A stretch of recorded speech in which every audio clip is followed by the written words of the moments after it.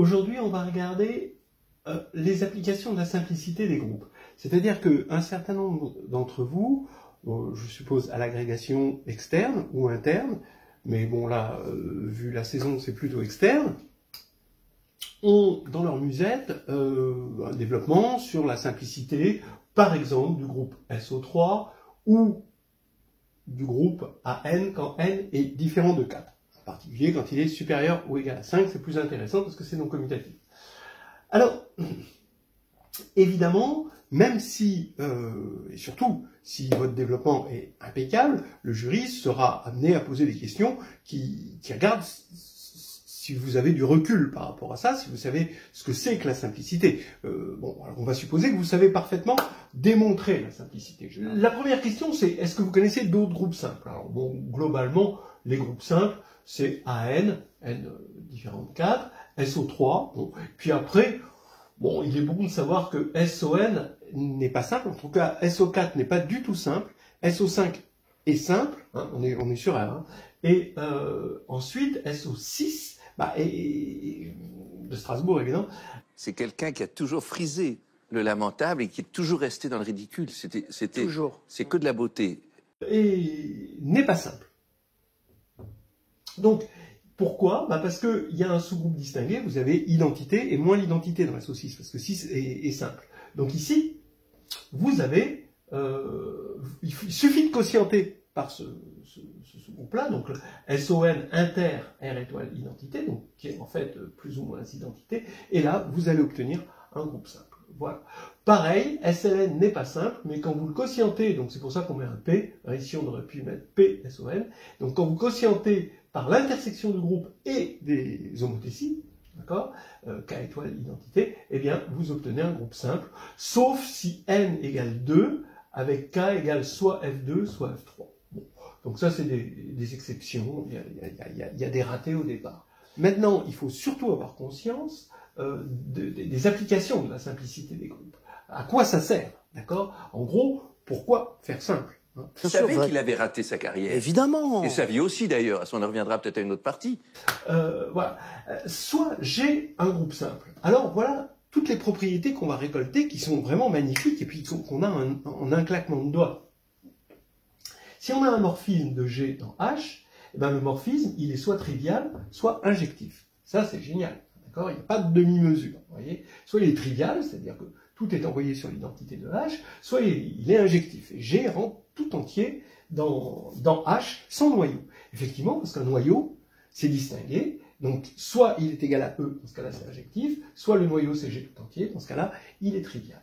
Alors, dans le cas des groupes finis, on a quelque chose encore mieux, soit phi, un morphisme de G dans H, G et H fini. On suppose que l'ordre de G ne divise pas l'ordre de H, alors phi est forcément trivial. Là, vraiment, ça se fait encore en un claquement de doigts, puisque s'il n'était pas trivial, eh bien, il serait injectif, et dans ce cas-là, G s'injecterait dans H, et donc, l'image, qui serait isomorphe à G, eh bien, diviserait, aurait un ordre qui diviserait l'ordre de G.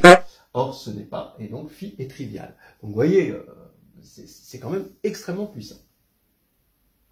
Encore, un autre truc d'une autre nature, maintenant, c'est que vous prenez une classe de conjugaison dans G, donc une classe de conjugaison, c'est l'ensemble des éléments de la forme H, C, H-1 avec petit c dans G, et on va supposer cette classe de conjugaison non triviale, c'est-à-dire que, bon, voilà, quoi, c'est pas la classe de l'élément neutre, eh bien, la classe de conjugaison engendre G.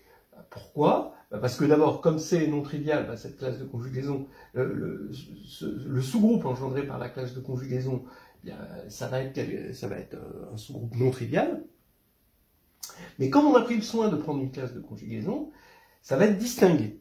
Donc comme c'est distingué et non trivial, ça va être égal à G. Alors pourquoi c'est distingué? Parce que si vous prenez petit g dans le sous-groupe engendré par la classe de conjugaison, donc c'est de la forme le produit de CI, un produit fini de C1 ici, avec C1 ici dans la classe de conjugaison, puissance epsilon i, alors epsilon i c'est soit 1, soit moins 1. D'accord? Soit on met la puissance 1, soit la puissance moins 1. Voilà. Et donc voilà la forme habituelle d'un élément de C. Alors on peut répéter plusieurs fois les CI, hein, plusieurs fois le même. Voilà. Et on prend petit h dans G, on conjugue petit g par H. Et vous avez HG, H-1. Comme la conjugaison, c'est un automorphisme de groupe, eh bien, c'est le produit des HCI, H-1, epsilon I. Voilà. Et donc, comme CI est dans grand C, ben HCI, H-1 est aussi dans grand C, parce que C est une classe de conjugaison. Donc ça, c'est dans le sous-groupe engendré par C. Donc, moralité, ce groupe-là est un groupe distingué parce qu'il est stable par conjugaison. C'est ça la définition d'un sous-groupe distingué. Hein, c'est un sous-groupe stable par conjugaison. Et donc, c'est égal à G. Donc, n'importe quelle classe de conjugaison engendre G. Alors, qu'est-ce qu'on va prendre, par exemple, ici, vous êtes dans SO3, hein, d'accord? Alors, vous allez dire, bah oui, vous avez la classe des retournements. Les retournements engendrent SO3.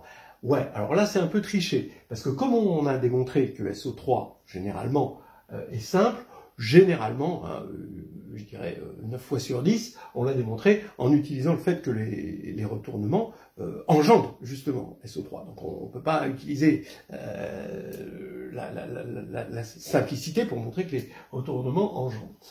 En revanche, maintenant vous pouvez prendre, je ne sais pas moi, par exemple toutes les rotations de SO3 d'angle plus ou moins pi sur 12. D'accord ? Quand vous prenez une rotation de SO3 d'angle θ, eh bien, vous savez que sa trace, c'est 1 plus 2 cosinus θ, donc l'angle au signe près, c'est-à-dire le cosinus, l'angle au signe près, est entièrement, c'est un invariant de la classe de conjugaison, et inversement, et réciproquement. Maintenant, si vous prenez l'ensemble des rotations d'angle plus ou moins pi sur 12, eh bien, ça va être une classe de conjugaison, et donc, ça va engendrer SO3, voilà, directement. Prenez AN, vous savez que les 3 cycles, bon, ça vous vous êtes servi, donc vous n'avez pas le droit de vous servir de la simplicité pour montrer que les 3 cycles engendrent AN, mais prenez, voilà, je sais pas moi, A12, ben, les 12 cycles engendrent A12. Non, ça c'était une farce, parce qu'un 12 cycles, c'est pas pair. Il est entre l'échec et la catastrophe tout le temps, tout le temps, tout le temps. Voilà. Mais les 11 cycles, ça engendre A12. Voilà. Ok, donc voilà des applications vraiment magnifiques de la simplicité. Et on n'est pas encore rendu.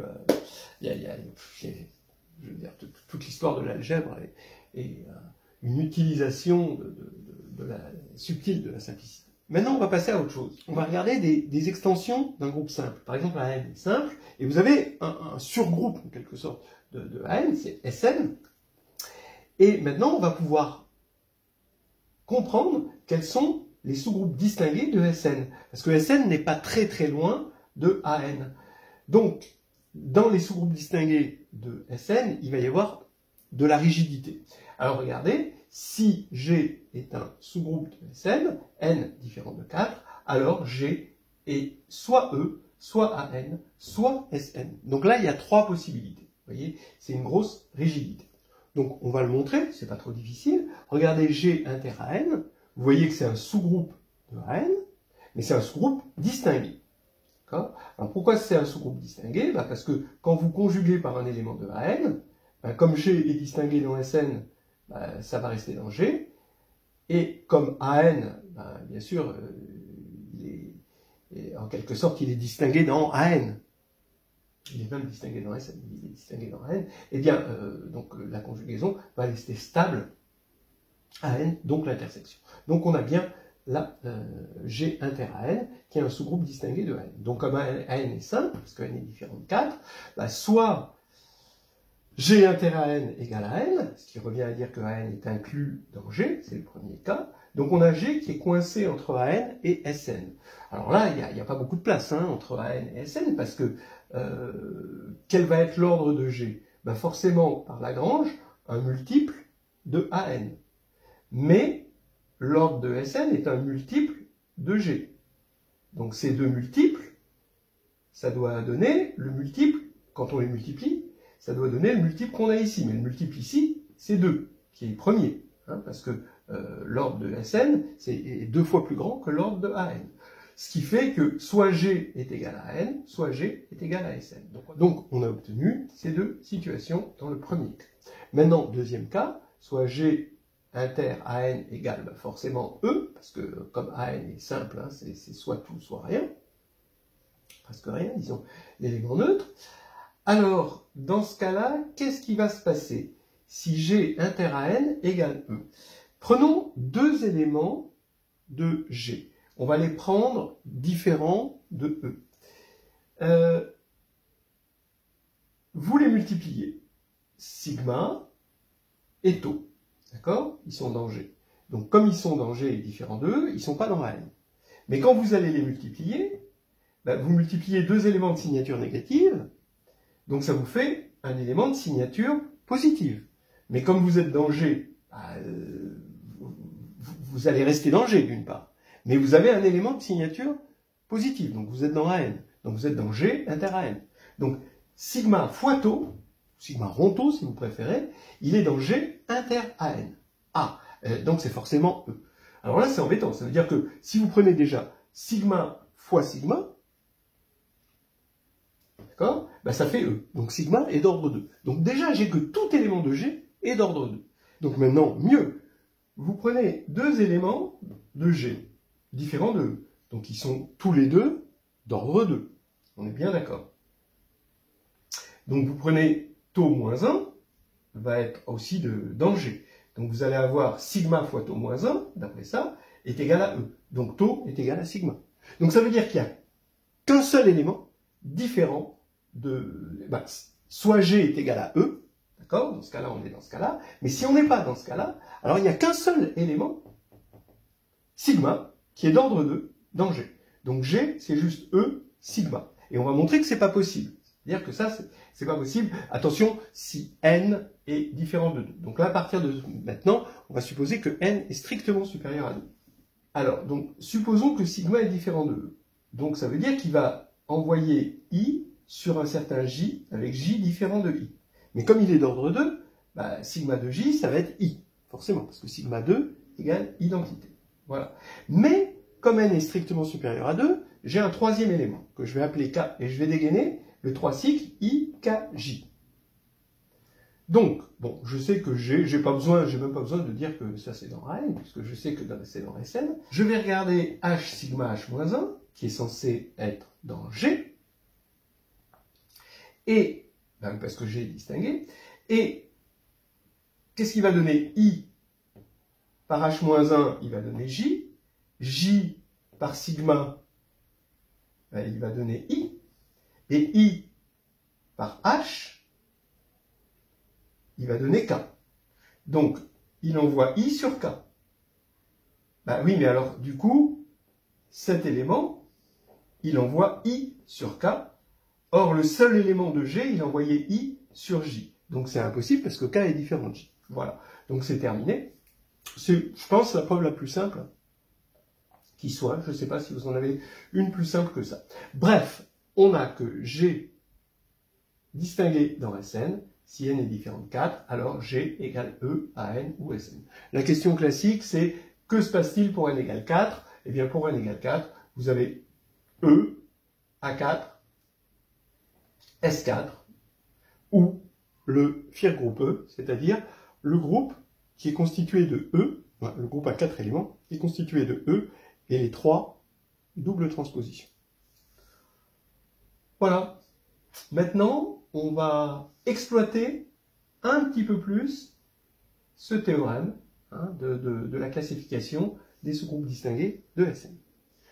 Alors voilà une jolie application, c'est que si le groupe Sn, alors là on va prendre n supérieur ou égal à 5, comme ça on est tranquille, s'il agit sur X, un ensemble, et qu'on a une orbite O pour cette action.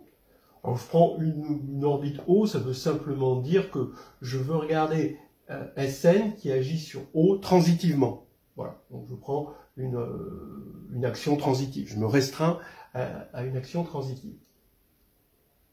Alors le cardinal de O est forcément 1, 2, et puis il y a un saut. D'accord? C'est-à-dire que le cardinal de O, si c'est pas 1 et 2, il est supérieur ou égal à n. Le n qui est ici. Alors bon, la preuve est assez simple. Hein. Vous regardez Sn qui agit sur O, hein, et on va supposer que O est de cardinal m. Ce qui fait qu'on a une action de Sn sur O, donc un morphisme de Sn dans les permutations, dans le groupe des permutations de O. Comme O est cardinal M, le groupe des permutations il est isomorphe à Sm, donc on a un morphisme hein, de Sn dans Sm. Bon, mais c'est pas n'importe quel morphisme, parce que c'est un morphisme qui va donner une action transitive. Il ne peut pas être trivial, sauf si O est de cardinal 1, d'accord, par exemple.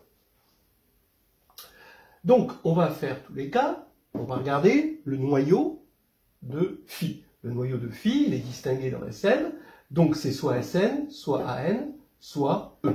Alors d'abord, si le noyau c'est Sn, eh bien ça veut dire que phi est trivial. Ça veut dire que si vous faites phi de sigma de x, eh bien c'est trivial, ça va faire x. Voilà. Hein. Mais comme l'action, parce que ça c'est égal à sigma.x, hein, par définition, c'est l'action de sigma sur x, eh bien ça veut dire que dans l'orbite, il n'y a qu'un seul élément, x. Donc l'orbite est de cardinal 1. Si tiers de phi, c'est AN. Dans ce cas-là, par le théorème fondamental, vous avez que le quotient est isomorphe à l'image, et donc ça veut dire que im de phi, c'est de cardinal 2. Donc il y a l'élément neutre et un élément sigma, qui est différent de E. Eh bien, je vais montrer que le cardinal de l'orbite, dans ce cas-là, c'est 2, hein, d'accord? On va être dans ce cas, parce que, forcément, l'identité, on ne va pas compter sur elle pour rendre les choses transitives, hein, d'accord? Donc, on va dire que l'ensemble, l'orbite, puisque c'est transitif, c'est, donc, im de phi, c'est le sous-groupe engendré par sigma. Donc, on l'applique à x, eh bien, ça fait x et sigma de x. Donc, ce qui fait que soit sigma de x est égal à x, mais dans ce cas-là, c'est pas possible, parce que im de phi, ce serait 1, soit sigma de x est différent de x, c'est ce qui va se passer, et dans ce cas-là, l'orbite, comme sigma est d'ordre 2, hein, l'orbite, ça va être x sigma de x, elle est de cardinal 2. Alors donc maintenant, on arrive au cas où ker de phi égale E. Alors ker de phi égale E, ça veut dire qu'on a une injection de Sn dans Sm, et dans ce cas-là, n est plus petit ou égal à m. Voilà. Donc, on a ce théorème, et en fait c'était un théorème de Joseph Bertrand, en 1845, qui est relatif à ce théorème-là. Et vous allez voir, si P est un polynôme à n variables, et on transforme P en permutant les variables, eh bien, on va obtenir combien de polynômes? Eh bien, on en obtient soit 1, donc ça veut dire que dans ce cas-là, le polynôme est invariant, donc c'est par permutation, donc c'est ce qu'on appelle un polynôme symétrique, soit 2, soit alors on en obtient plus que n. Et pour la petite histoire, Joseph Bertrand n'a pas démontré, ça a été démontré plus tard. Bon, on peut, quand même, la simplicité n'était pas encore vraiment bien assimilée hein, à cette époque, alors que Galois était quand même décédé depuis longtemps, c'est assez incroyable. Et Joseph Bertrand, pour montrer ça, et en fait, c'était une hypothèse, il a supposé, l'hypothèse de Bertrand, justement, c'est-à-dire que le postulat de Bertrand, c'est que entre n et 2n, il y a toujours un nombre premier p. C'est pour cela qu'il l'a fait. Alors que c'était inutile, la simplicité, ça torchait tout. Mais bon, à l'époque, ils n'avaient pas encore bien assimilé, hein, on va dire, les grands mathématiciens comme Bertrand, n'avaient pas assimilé parfaitement la simplicité comme Galois l'avait fait. Eh bien, pourquoi? Parce que c'est une orbite, hein, on regarde, on a bien une action hein, de Sn sur l'espace des polynômes. Grand X, ça va être l'espace des polynômes. Et il agit, Sn, par permutation des variables. Eh bien, vous appliquez ce théorème. Donc regardez, vous prenez pour n égale 3, bon, alors vous allez me dire n égale 3, c'est pas n supérieur à 5, mais bon, c'est juste pour se donner une idée. x1, x2 plus x2, x3 plus x3, x1, eh bien ça va être un polynôme symétrique. D'accord ? Vous pouvez permuter les indéterminés comme vous voulez. Vous obtiendrez toujours le même polynôme, donc vous êtes dans ce cas-là. Là, vous prenez celui-ci, x1 carré x2 plus x2 carré x3 plus x3 carré x1, eh bien, vous voyez bien qu'il est symétrique il est A3 symétrique, c'est-à-dire si vous prenez le 3 cycles, vous transformez 1 en 2, 2 en 3 et 3 en 1, ça c'est symétrique pour A3. Mais il n'est pas symétrique pour la transposition 1, 2. Donc il va donner naissance à un deuxième polynôme par permutation. Mais c'est tout. On est dans le cas où l'orbite c'est 2.